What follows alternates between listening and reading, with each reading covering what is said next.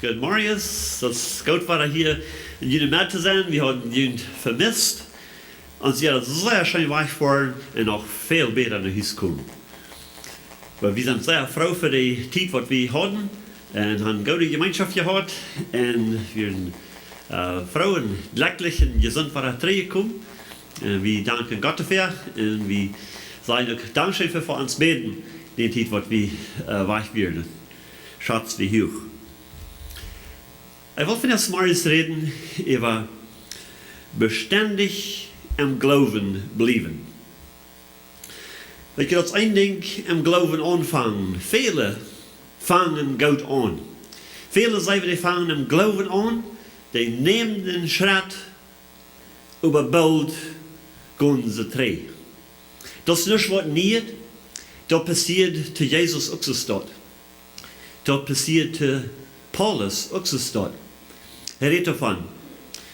Er sagt, als Jesus lehren deed und Wunder deed, viele Menschen kennen Ram an. Aber wenn sie erst nicht die Wunder sahen, wo sie hier annovieren, dann wollen sie nicht von an. Und so sind viele von der auch. Da sind sie mutlos, da sind sie verdrießlich, da sind sie nackt. Dann gehen sie drei.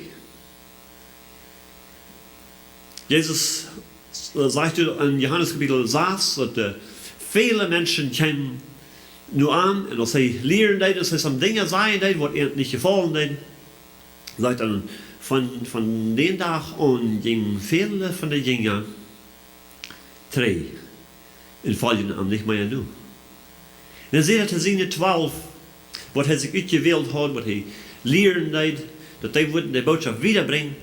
Seht ihr, weil die auch weichgehen? Dann sehen sie zu ihm, du hast Wert für ewig Leben. Wo sollen wir hingehen? Und sie bleiben mit ihm. Er hielt ihn nicht fest. Er bemüht ihn doch nicht zu tun. Er sagt, weil die auch weichgehen?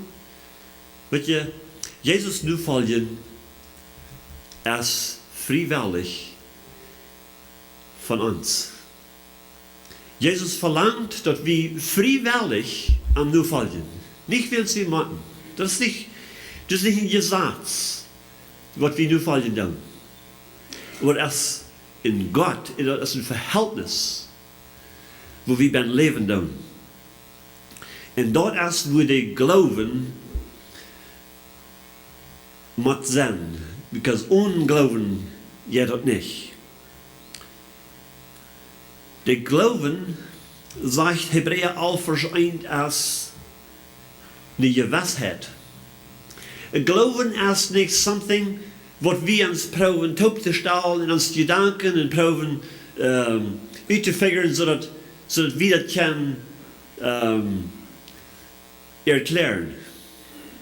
Glauben, sagt die Bibel, ist eine Gewissheit. Was ist eine Gewissheit? Eine Gewissheit ist wo der ganz sicher ist, wo der kein Zweifel an ist. Meeste von Juden haben eine Arbeit in morgen, wo ich war Trainer der Arbeit fahren, und die wollen nicht so morgens, wenn die abstehen, zweifeln. Na, ich weiß nicht, habe ich eine Arbeit oder habe ich nicht? Soll ich die Hand fahren oder soll ich nicht? Wenn ich wollen, was du sein, da wollte ich nicht Frauen, wo die Boss erst die Frauen halt nach der Arbeit soll für die schaffen. Nee, die haben eine ganz sichere Gewissheit, dass die eine Arbeit haben, die fahren da haben, die gehen da hin, die tun die Arbeit, das ist keine Frau nicht. Das ist eine Gewissheit. Das sagt, der Glauben ist eine Gewissheit. Das ist ein Sichersein. Sagt, der Glauben ist eine Gewissheit, dort wir dort kriegen wollen, auf was wir hoffen. In nicht zweifeln an dort, was wir nicht sein. Viele Menschen, viele Christen von dir, die wollen sein. Und wenn sie nicht dort sein, dann bleiben sie nicht so was arg. Die Pharisäer und die Schriftgelehrten, die werden auch so stehen. Die kamen zu Jesus, als er just hat 5000 Menschen eten gegeben, große Wunder getan, ab dem Wasser gegangen. Ich habe dann an der anderen Kant mehr ankommen, die Pharisäer, die Schriftgelehrten, sagen sie, wie ist das wohl ein Wunder? Wo wären sie? Wo wären sie gewesen? Die wollen Wunder sein. Jesus sagt, diese Generation, die wollen Wunder sein. Die wollen nicht leben, ohne dass die Wunder sein. Als Jesus vom Tod abgestoßen wird, beweist sich zu den Jüngern, Christus hat die einfach hier gesagt, dass er wird vom Tod abstoßen. Und als er mit der Tod wie einer von denen nicht durch, Thomas, wie nicht durch. Und Thomas sagt, als der andere kann sein, sie dort wird nicht leben, aber dass ich sei. Er will Wunder sein. Dass Jesus vom Tod abgestoßen wird, wie ein gerautet Wunder. Aber er will das nicht leben, was er sein hat. Als Jesus am Begehen deed, dan zei hij, kom, en check, schier aan en blijf. Sagt er, du, gleich wie du gesehen hast, und sagt er, seilig sind die, wo du nicht sein, und doch bleiben. Bleiben ist eine Gewissheit. Zweitens, der Glauben ist notwendig. Der Glauben ist nicht something so als ein Air Conditioning an uns fertig. Es sei fein, sei möglich zu haben, aber nicht notwendig. Auf einige Menschen leben ist notwendig. Aber das geht darum. Und das Christenleben, das geht nicht ohne den Glauben. Das ist allmählich. Hebräer Kapitel 11, Vers 6 sagt, aber ohne den Glauben ist es allmählich Gott zu gefallen. Wenn du Gott kommen will, muss leben, dass er ist und dass er dich belohnt, was am ernstlich sehen. Der Glauben ist notwendig. Der ist sehr wichtig. Ohne den Glauben gibt es kein Verhältnis mit Gott. Ohne den Glauben gibt es nicht ewig Leben. Ohne den Glauben gibt es nicht Vergebung von der Sünde. Ohne den Glauben gibt es keine wahre Hoffnung, keine Versicherung. Der Glauben ist die Gewissheit, der Glauben ist notwendig.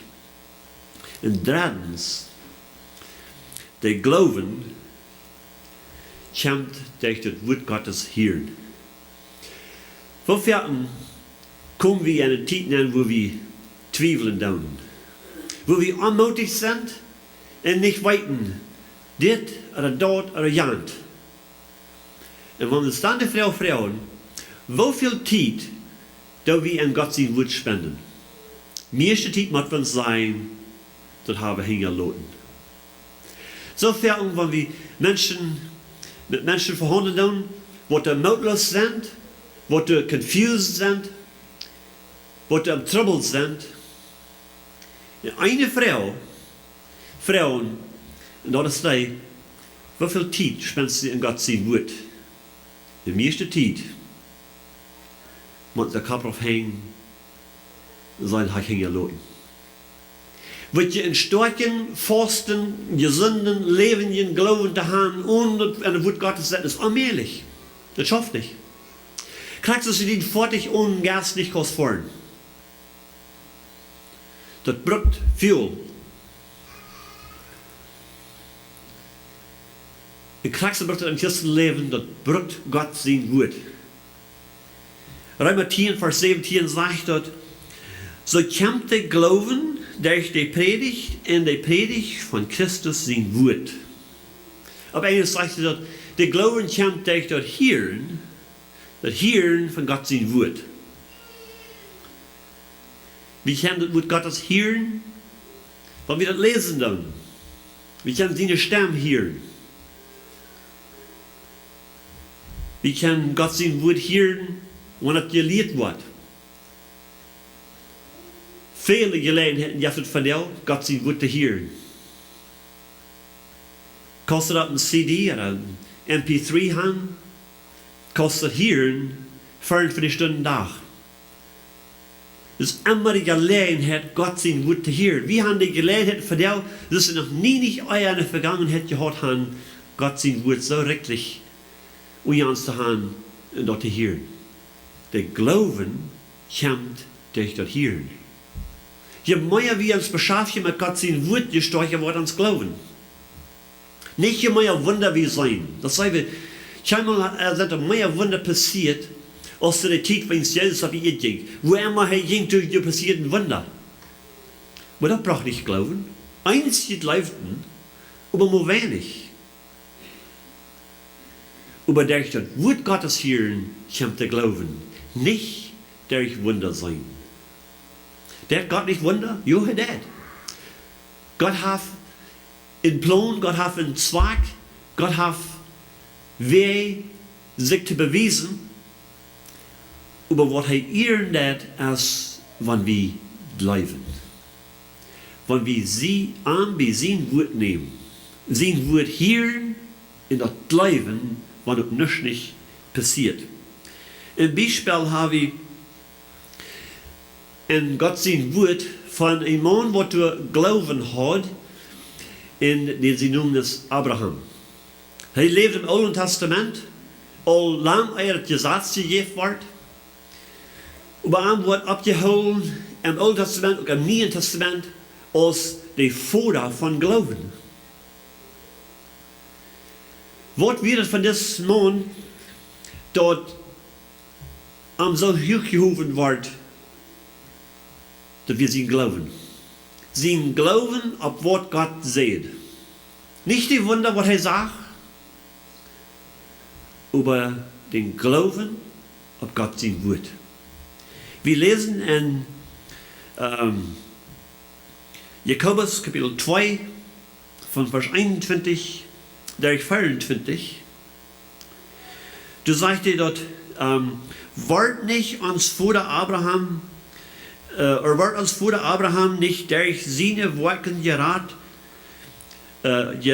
gesprochen, als er sein Sohn Isaac auf den Altar opfert? Je seien dort sein Glauben mitwirkt mit dort, was er deed. Und sein Glauben wird durch seine Worten vollkommen. Und so wird dort, so als die Schrift sagt, Abraham glaubt Gott. Und dort wird angerechnet als Gerechtigkeit. Und er wird Gott sein Freund genannt. Hier kann je sein, dass der Mensch durch Worten gerecht gesprochen wird, und nicht bloß durch den Glauben. Nicht bloß dort, was in uns Gedanken ist, aber dort, was wirklich in uns Wort ist, was rauskommen wird, was mit unseren Worten dort bewiesen wird. Was ist der starke Beweis von Glauben? Dass wir Glauben haben? Das sagt, Abraham glaubt Gott. Weil es ein sehr großer Unterschied an Gott glauben, in Gott glauben. Viele Menschen glauben an Gott. Ich rede hier wees, war ich in einem Haus mit einem älteren Mann, 81 Jahre, der glaubt auch an Gott. Ging nie in die Kirche. Und er sagt, vergeben kann ich nicht. Er sagt, mein Bruder und meine Schwester, die haben mir so schlecht getan, die kann ich nicht vergeben und ich fuhr nicht nur der Begrafenis. Vergeben kann ich nicht. Früher an deshalb mal unser Vater beten, oh jo, sagt er, dein. Es sagt, was ist dann mit dort Port, wo er sagt, vergib uns, so als wir andere vergeben. Weil, sagt er, ich weiß nicht, ich kann nicht vergeben, sagt er. Was braucht dort wirklich Glauben zu haben? Was meint dort Glauben zu haben? Meint er, unsere Gefällung gehen? Nur unsere Fällung gehen? Nur an unsere Fällung muss ich vielleicht nicht Fällung nur vergeben, aber hat nichts zu tun mit unserer Fällung. Das hat zu tun mit Gott bleiben. Gott sehen, Gott sagt, verjaf. Wenn es wer die schlechte Seite verjaft dem. Dort tun, als Gott bleiben. Nicht mehr bloß an Gott bleiben, dass du in Gott bist. Und Jakobus sagt es, dass even der Teufel bleibt, dass du in Gott bist. Und er zittert. Aber das ist nicht genug. Gott glauben ist doch eine andere Sache. Das meint daunen, was er sein.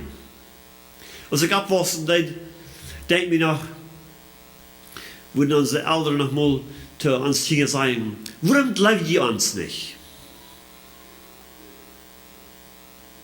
Ich weiß Gott, was die meinen. Die meinen, warum die nicht gehorsam sein, so wie ich sehen. Aber das ist der Ausdruck, was sie brauchen. Warum glaubt ihr uns nicht? Und das ist, was Gott auch sagt. Warum glaubt ihr nicht? Ist uns Glauben abhängig von den Dingen, was wir sein? Nee, die Glauben sagt erst, und dort, was wir nicht sein. Abraham glaubt Gott in dein Duno gehen. Ein Tag kam Gott nur Abraham und er kam in eine Form, was meiste Menschen nicht würden anerkennen. 3 Männer kamen da vorbeigegangen. Abraham sagte, und er raubte und er laute an, soll nem kommen zu der Multid. Möchtest wenn die Multid rein, und dann geben die ihm ein Versprechen. Sie du wirst in Sehen haben. Na, Abraham, wie alt ist ein junger Mann? Gott hat ihm versprochen, dass er würde ihm ein großes Volk machen, und hat ihm lang versprochen. Viele Jahre drei. Er würde ihm ein großes Volk machen. Er würde ein Vater sein von vielen Völkern. Und noch wie rein nichts passiert. Meint Abraham nicht glauben hat? Ja, er hat glauben. Er glaubt Gott. Und nicht kam Gott und sagt ihm, nur die Zeit vom Leben, in unserer Welt, nächstes Jahr in dieser Zeit, wird Sarah, die Früh, in Sehen haben. Dann höre ich mal, was er sagt in Römer Kapitel 4, von Vers 18 in wieder. Du redet von, wo Abraham sich verhielt, nur die Versprechung nur wird gegeben wird. Römer 4 von Vers 18. Das sagt, Abraham hupt noch, als all nichts zu hupen wir. Dort hij noch in Vater über vielfältiger worden wird, so als wir gesagt worden, so viel sollen dienen nu kommen sein. Hij leidt wir nicht nur im Glauben, wenn hij daran dacht, dat zijn Körper so gut als dood wir, wils hij wie al bij 100 Jahre alt, en dat Sarah ihr Mutter lief kein Leben mehr hat.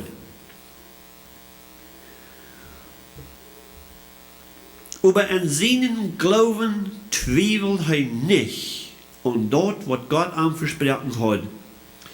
Er wird im Glauben immer stärker und gibt Gott die Ehre. Und er wird sich ganz sicher, dass Gott ihm dort geben kann, was er ihm versprochen hat. Deswegen wird ihm dort als Gerechtigkeit angerechnet. Dort wird eben nicht bloß für Sinn halben geschrieben, dort wir angerechnet worden, aber auch am Ansalven, wils weit leben und den, der Jesus vom Tod abwirkt, der durch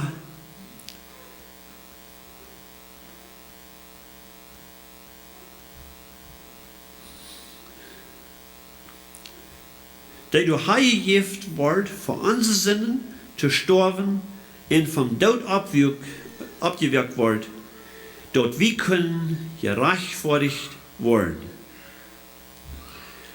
Abraham sagt, dass er zweifelt nicht und auf was Gott versprochen hat, wann er auch daran dacht, dass sein Körper also gut als tot wir, 100 Jahre alt.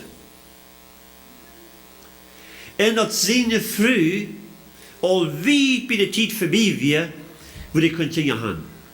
Wanneer ook du een dag zegt, dan twijfelt hij een dag niet.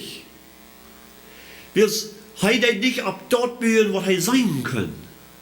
Hij deed op dat buren wat God gezegd had. En zo voor vele jaren, er passiert niets. Vielleicht haben Menschen einmal mal gefragt, hier nur, na, was passiert mit deinem Glauben? Was ist geworden von dieser Versprechung, was Gott dir heeft, dat du wirst ein Vater worden? Von vielen Völkern. Abraham sagt immer weiter, das wird passieren. Und das wird noch passieren. Das wird noch kommen. Gott wird das erfüllen, was er gesagt hat. Er sagte, er gibt Gott die Ehe. Sie glauben wird immer stärker, even wenn er keine Evidenz sagt. So wie das die Evidenz, so wie das sein persönliches Leben in seine Früh das wird jeder Tag immer weniger. Jeder Jahr immer weniger. Die Möglichkeit wird immer weniger, so wie es Menschen anbelangt werden. Aber das sein Glauben wird immer stärker. Immer stärker. En dem, dat hij niets zag. Bloos Gott bij zijn woord nemen deed. En hij hield zich door aan. En hij sagte, dit is niet bloos om Abraham zijn salven geschreven, maar het is om ons salven geschreven ook. Zodat we dat leren kunnen. Wanneer de tijd is in ons leven, wo we geen evidence zijn, wo we geen dingen zijn, geen onmiddellijke dingen zijn dat er passeren in ons leven, dat we dan nog vaststonden im Glauben, en niet meer bloß vaststonden, maar ook nog wachsen in ons Glauben in die tijd.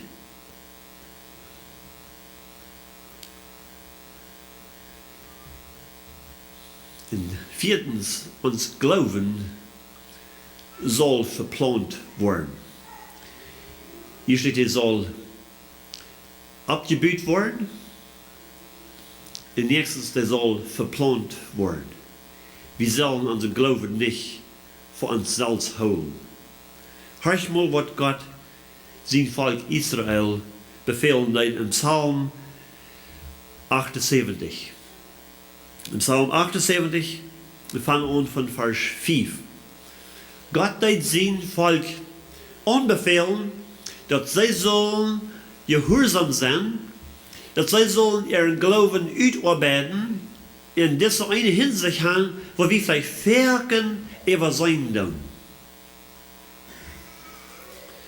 Psalm 78, Vers 5.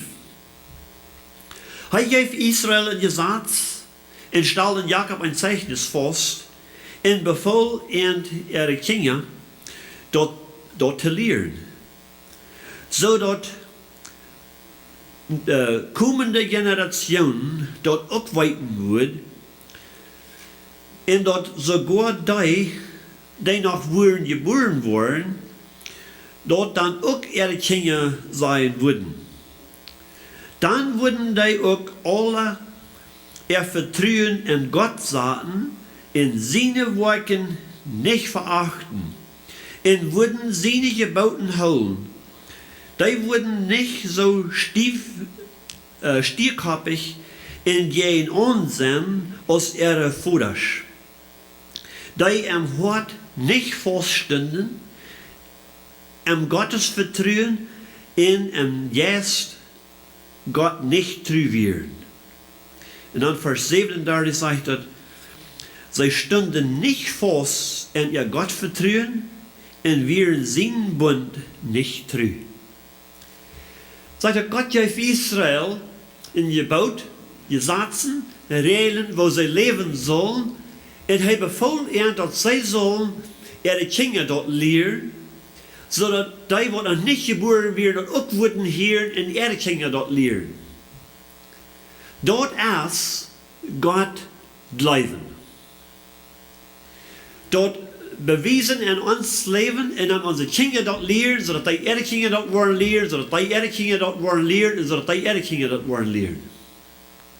Dort ist uns Glauben utarbeiten. Dort ist nicht bloß Wunder sein. Verken, wo wir durch die Zeit gehen, in viele gehen durch Tiden, wo sie wenig Wunder sein. Viele zijn mehr Wunder. Und viele, die sein Wunder und sein das nicht, dass es Wunder sind. Ein von den größten Wunder sind dort, wenn ein Mensch von seiner Blindheit, von der Düsternis, zum Licht kommt, zu Gottes Licht kommt. Dort ist das größte Wunder. Dort kann kein Mensch tun. Dort kann bloß Gott sein Geist an uns utarbeiten. Dort ist ein Wunder, was für ewig bleibt. Wenn dein Körper krank ist und Gott ein Wunder, der die heilt, das ist bloß für eine Zeit. Dann wird er weiter krank worden. Dann wird er sogar sterben. Das kannst du nicht verbeten. Gott hat versprochen, er wird nicht so ein Wunder tun, dass du den Tod nicht sein wirst. Das ist ein Port von seinem Blut. Und oftmals der Krankheit. Elia wie ein Mann, was Gott hat in doppelten Port von Elia sein jetzt gegeben. Große Wunder passierten dadurch an, aber Elia wird krank und starb.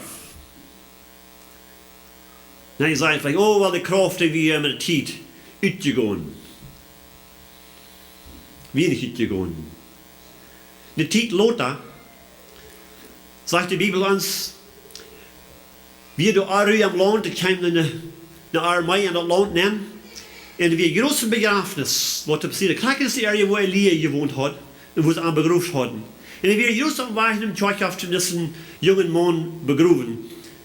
Und als diese Armee sein gekommen, den sie schwinden, bloß den sie Körper in das Grab schmieden, wo Elia wie begraben worden. Und aus dem Mann den deutschen Mann sein Körper, Elia seine Knirkes anschied, dann wagt er ab, stund ab und kam raus. Wie noch nicht in die Kraft gerannt. Aber Gott hat das so geplant, für die und mich, dass wir hier bloß für eine Zeit sind, eine bestimmte Zeit, und dann ist das fertig hier mit uns. Dann nimmt er uns von hier weg. Und oftmals der Krankheit. Aber es ist in dem allem, dass es wichtig ist, dass wir Glauben holen, even wenn wir nicht Wunder sein. Abraham sagt, kein Wunder, für viele Jahre sagt er, sein Glauben war stärker, even als sein Körper älter und schwacher wird. Er glaubt Gott. Und dann wird es angerechnet für Gerechtigkeit. Er sagt, es ist nicht bloß für wen es angeschrieben, es ist für uns geschrieben, dass wir sollen unseren Glauben auf Gott sagen und auf Gott sein Wort. Hebräer 3, Vers 14 zeigt uns, wo wichtig der Glauben ist in uns Leben.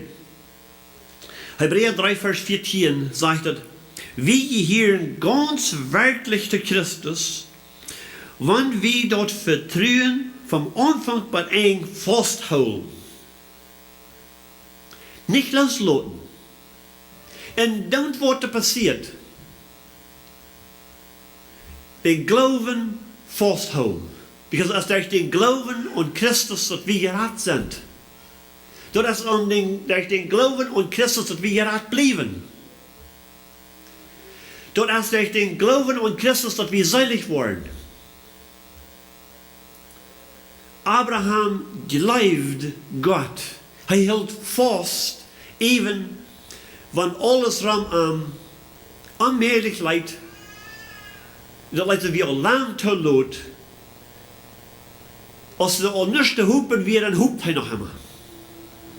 Als ze al niets te hopen weer aan zijn Körper, dan hoopt hij nog helemaal op God. En op zijn woord. En dat is de onderscheid. Verken hebben we nog hoopning, wil wie zijn dat er nog een mogelijkheid aan ons. Of aan de nächsten. Abraham, der hoopt, wil ze al niets te hopen weer. Aber seine Hoffnung wird da nicht auf Menschen gestaltet, seine Hoffnung wird auf Gott sein Wort gestaltet. Was ist das mit uns? Und was holen wir uns? Wo bühen wir ab? Check wieder uns Leben sein, oh, wir sind all viel anders als wir mal wir. Wir haben all viel Änderungen gemerkt in uns Leben, wir tun all viel besser als wir ich haben. Dann haben wir all Hoffnung in uns selbst. ist unsere Hoffnung auf Gott gebaut? Ist auf Gott sein Wort gegründet? Oder auf was steht unsere Hoffnung? Das ist die Frage, was wir uns fragen sollen. Paulus schreibt Timotheus in 1. Timotheus 1, Vers 19, und sagt, hol den Glauben. Weet je, wenn dort nicht die Gefahr wäre, den gehen zu lassen, dann würde er das sollte gesagt haben. Er sagt, hol den Glauben. Ab Ende von Paulus sein Leben sagt er, ich habe einen guten Kampf gekämpft, ich habe den Glauben geholt. Ich habe nicht gehen lassen. Und er sieht, er wisst dort ganz versichert, dass er wir vor allem eine Krone abgelegt, dass der Herr die gerechte Rechte angeben wird an den Tag, und nicht mehr bloß arm, aber all day, wo er arm bleibt, wo er an den Glauben holen down. Hol den Glauben, sagt er zu Timotheus, und hol den Gewissen rein. Du sind einige, die mit ihren Glauben sind zu Grund gegangen, will sie gegen ihr Gewissen handeln. Uns Gewissen ist ein sehr wichtiges Ding. Wenn wir uns Gewissen beschmutzen und dort nicht reinholen, dann kann das unseren Glauben zu Grund bringen. Das ist was Paulus sagt. Das Einzige, der hat ihr Gewissen nicht reingeholt, und wir dadurch mit ihr Glauben zu Grund gegangen. Er sagt Timotheus, hol den Glauben und hol den Gewissen rein. Paulus sagt, ich bin immer durch ein Eiven, mein Gewissen reinzuholen für Gott und für Menschen. Das ist wichtig. Um einen gesunden, starken Glauben zu haben, in ein reines Gewissen zu haben. Wozu haben wir ein reines Gewissen haben, wenn es schwierig ist? Er sagt, von wie unsere Sinne bekennen, dann ist heute zu ihren Reich, verjagt uns unsere Sünden, und reinigt uns von allen Weisen. Das will wir in die reinigte Gewissen kriegen. Das bekennen, das ist Tauschtun. Wenn wir das Tauschtun, sagt er, verjagt er uns. Wenn wir das bekennen, dann verjagt er uns. Dann lässt er uns die Gewissen reinigen. In 1. Korinther 16, Vers 13, spart er uns an und sagt, seid wacker, steht fest im Glauben, seid mutig und seid stark. Was je tun, soll leichttulich getan werden. Sei wacker, steh fest im Glauben. Even wenn du nicht sein lässt, mit Leib zu werden. Hold it fast im Glauben.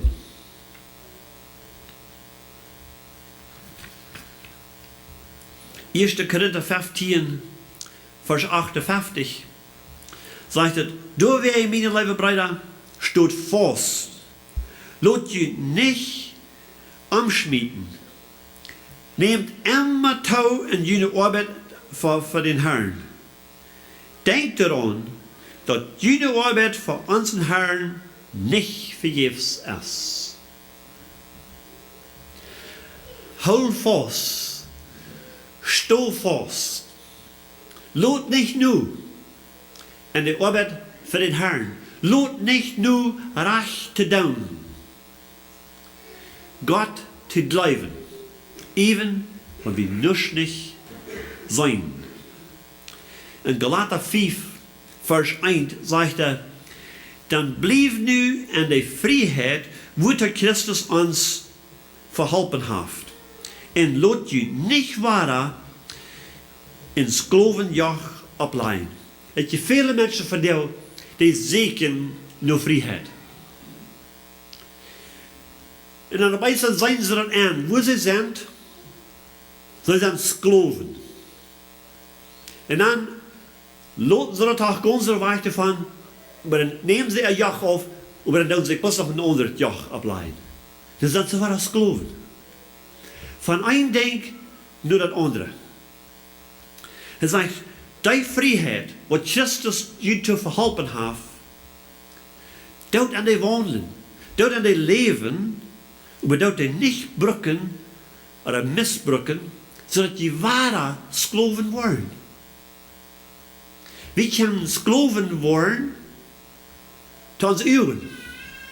Ik moet zijn, maar ik dat niet zijn, dan blijf ik dat niet. Dan ben ik een skloof te mijn uwen. Dan doe ik niet om geloven wandelen. Dan doe ik niet om met een geloven verhandelen. Dan moet ik zijn. En wanneer ik dat niet zei, dan blijf ik dat ook niet. Wanneer ik niet wonder zei, dan blijf ik dat ook niet de Christus jemand is. Abraham blijft God met zijn nurszaag. En dat wat hij zegt, dat wordt ieder jaar weniger. En als er al niets te hopen weer, wat hij zijn deed, hoept hij nog eenmaal en dat wat God gezegd had, en hij wordt niet te schonen. God bewijst zich te zijn tijd, wat God bestemd had, bewijst zich sterk op één van Abraham zijn leven. Wat dan deed Abraham immer God horchen. God zei, kom van dat land uit. Van die vader, van die volk, van die land, kom daaruit en ik wil die land wijzen hoe dit gaan gaan zoals. En Abraham blijft God. Abraham bouwt een altaar, maar hij woont bloos in een zelt.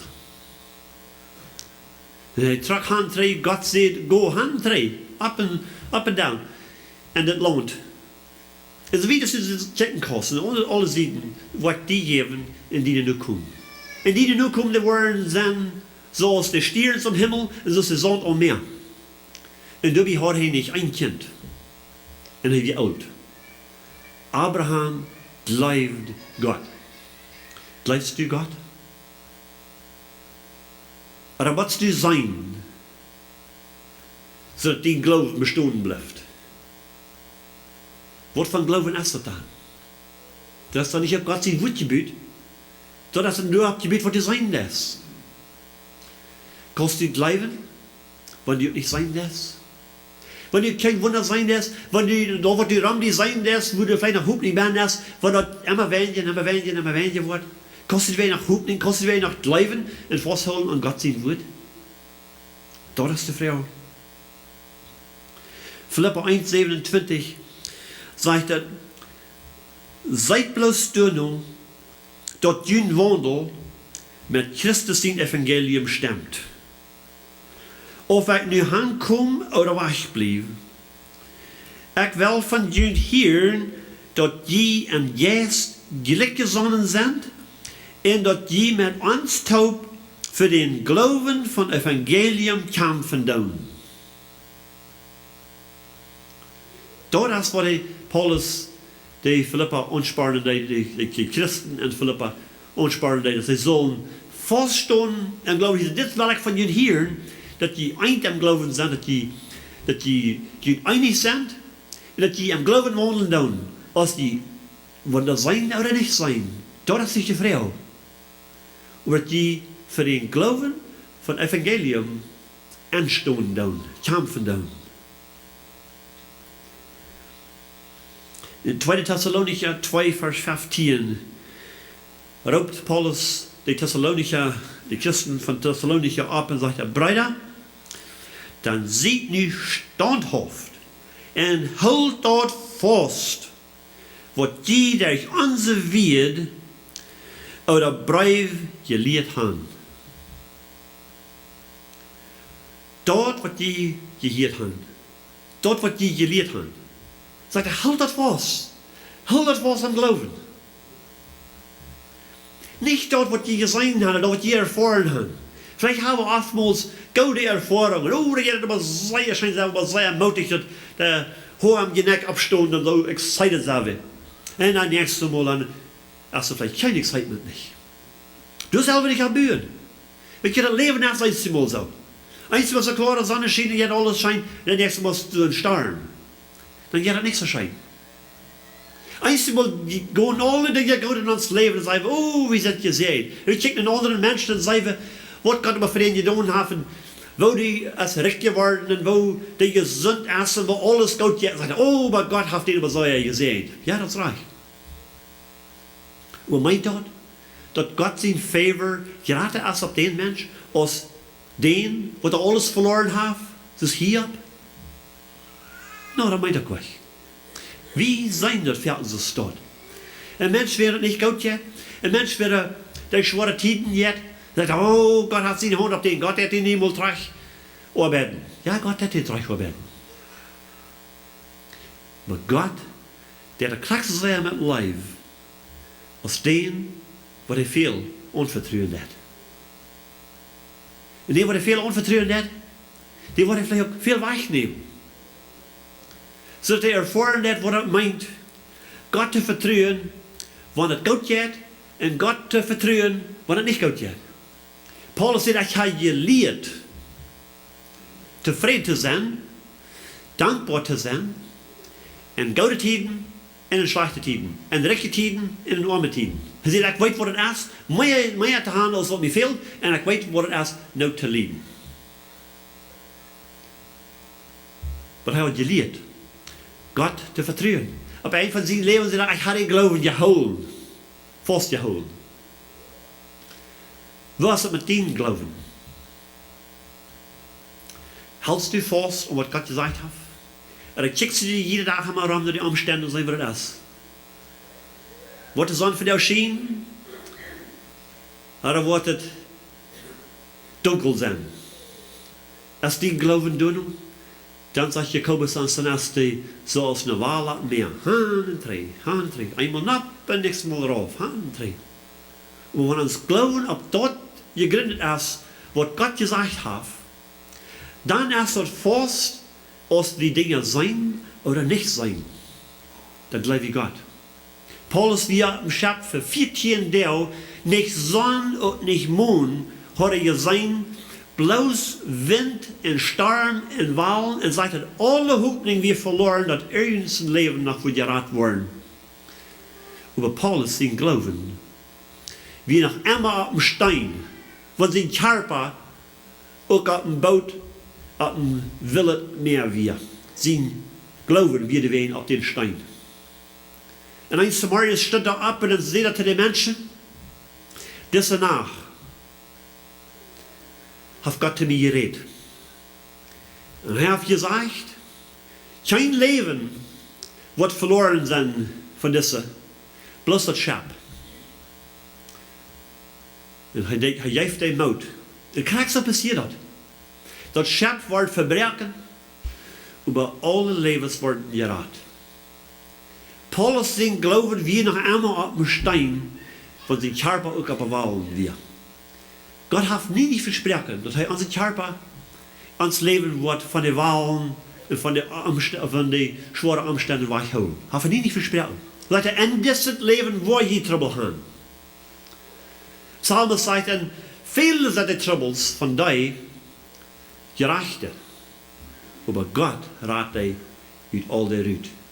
Mag Gott uns helfen, dass wir würden unseren Glauben auf den Stein setzen und nicht auf die Umstände, was wir in uns Leben befinden.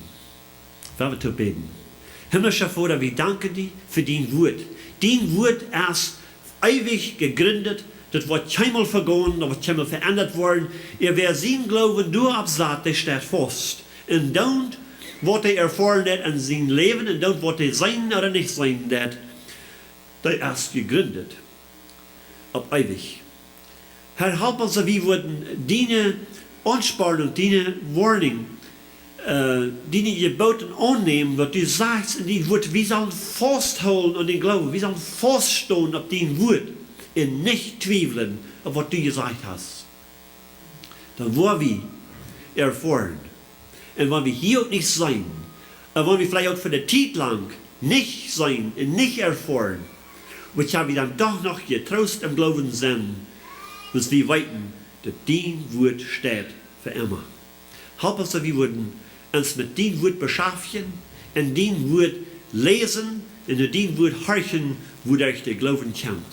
Und wir danken dir, dass du es hast, dein Wort so rechtlich gegeben, musst du dein Wort sehen für das Morgens. In Jesus' Namen.